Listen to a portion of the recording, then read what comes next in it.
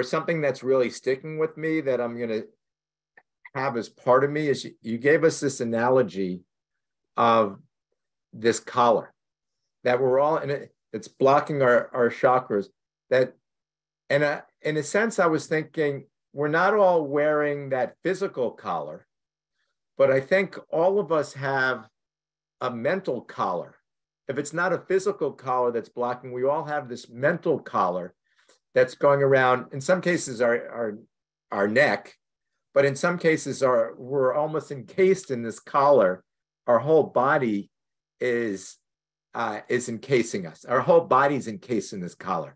So when I took this image that you gave us of removing this collar, and I see someone put it in here, Christine put in, and I'm going to read some of these in a minute, the psychic collar. There was almost this relief. It was almost like a weight that was lifted.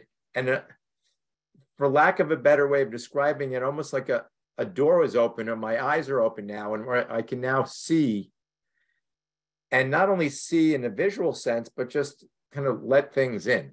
So I want to, let's take a read through some of these. And I'll go back. And first, thank you. And people, everybody here, thank you for sharing. You can continue to share.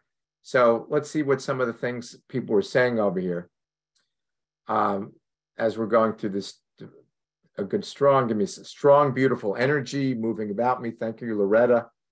I like this one from Judy. Fog dispersed and a feeling of safety. I like that sensation of space and peace. As Christina, Yolanda, a slight pain in my third eye area and then peace. Robin, deep, safe openness.